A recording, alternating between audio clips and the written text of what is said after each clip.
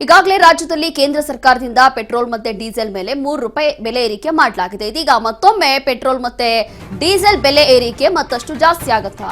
ವಾಹನ ಸವಾರರಿಗೆ ಮತ್ತೆ ಶಾಕ್ ಕೊಟ್ಟಿದೆ ಈಗ ಕೇಂದ್ರ ಸರ್ಕಾರ. ಆಟೋ ಟ್ಯಾಕ್ಸಿ ಚಾಲಕರಿಗೆ ಮತ್ತೆ ಸಿಎನ್ಜಿ ದರ ಏರಿಕೆ ಶಾಕ್ ಇದು. ಮತ್ತೆ ಸಿಎನ್ಜಿ ಬೆಲೆ ₹1 ಏರಿಕೆ ಆಗಿದೆ. ನಿನ್ನೆ ಸಿಎನ್ಜಿ ದರ ₹2 ಏರಿಕೆ ಮಾಡಿದಂತ ಕೇಂದ್ರ ಸರ್ಕಾರ ಈಗ ಮತ್ತೊಮ್ಮೆ ಕಳೆದ 2 ದಿನಗಳಲ್ಲಿ ಒಟ್ಟು ₹3 ಏರಿಕೆ ಮಾಡಿದ್ದಾರೆ. 48 ಗಂಟೆಗಳಲ್ಲಿ ಎರಡನೇ ಬಾರಿ ಸಿಎನ್ಜಿ ದರ ಏರಿಕೆ ಮಾಡಿರುವಂತದ್ದು ಕೇಂದ್ರ ಸರ್ಕಾರದಿಂದ. ಮತ್ತೆ ಸಿಎನ್ಜಿ ದರ ಏರಿಕೆ ಶಾಕ್ ಮೇಲೆ ಶಾಕ್ ಕೊಡ್ತಾ ಇದೆ ಕೇಂದ್ರ ಸರ್ಕಾರ. ಈಗ ಪರಿಷ್ಕೃತ ನೈಸರ್ಗಿಕ ಅನಿಲ ದರ ತಕ್ಷಣದಿಂದಲೇ ಜಾರಿಯಾಗ್ತಾ ಇದೆ. ಈಗಾಗಲೇ ಸಿಎನ್ಜಿ ಮೇಲೆ ₹2 ಜಾಸ್ತಿ ಮಾಡಿದ್ರು. ಈಗ ಮತ್ತೊಮ್ಮೆ ₹1 ಜಾಸ್ತಿ ಮಾಡ್ತಿದ್ದಾರೆ. ಟೋಟಲ್ ₹3 ಈಗ ಬೆಲೆ ಏರಿಕೆ ಆಗಿದೆ.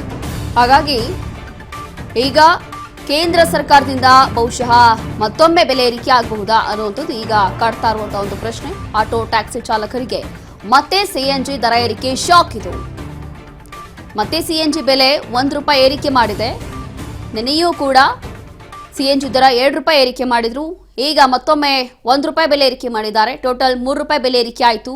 ಹಾಗಾಗಿ ಮತ್ತೊಮ್ಮೆ ಈಗ ಕೇಂದ್ರ ಸರ್ಕಾರದಿಂದ ಮತ್ತಷ್ಟು ಬೆಲೆ ಏರಿಕೆ ಆಗುತ್ತಾ? ಅದರಲ್ಲೂ ಕೂಡ ಕೇವಲ ಪೆಟ್ರೋಲ್ ಮತ್ತೆ ಡೀಸೆಲ್ ಅಲ್ಲ, ಬೇರೆ ಬೇರೆ ಅಗತ್ಯ ವಸ್ತುಗಳ ಬೆಲೆ ಏರಿಕೆ ಕೂಡ ಮಾಡಲಾಗ್ತಾ ಇದೆ. ಯಾವ ಟೈಮಲ್ಲಿ ಯಾವ ವಸ್ತುಗಳ ಬೆಲೆ ಏರಿಕೆ ಮಾಡಲಾಗ್ತಾ ಇದೆ ಅನ್ನುವಂಥದ್ದು ಗೊತ್ತಾಗ್ತಾ ಇಲ್ಲ. ಕೇಂದ್ರ ಸರ್ಕಾರದಿಂದ ಆಗ್ತಾ ಇರುವಂತಹ ಬೆಲೆ ಏರಿಕೆ ಈಗಾಗಲೇ ಇಡೀ ರಾಜ್ಯಾದ್ಯಂತ ಬಹಳಷ್ಟು ವಿರೋಧ ಕೂಡ ವ್ಯಕ್ತ ಆಗ್ತಾ ಇದೆ. ಇಲ್ಲಿ ಚುನಾವಣೆ ಮುಗಿದ ನಂತರ ಎಲ್ಲೋ ಒಂದು ರೀತಿಯಾಗಿ ಪ್ರತಿಯೊಂದು ವಸ್ತುಗಳಲ್ಲೂ ಕೂಡ ಕೇಂದ್ರ ಸರ್ಕಾರದಿಂದ ಬೆಲೆ ಏರಿಕೆ ಮಾಡಲಾಗ್ತಾ ಇದೆ. ಯಾಕೆ ಅಂತ ಹೇಳಿ ಜನ ಈಗ ಪ್ರಶ್ನೆ ಮಾಡ್ತಿದ್ದಾರೆ.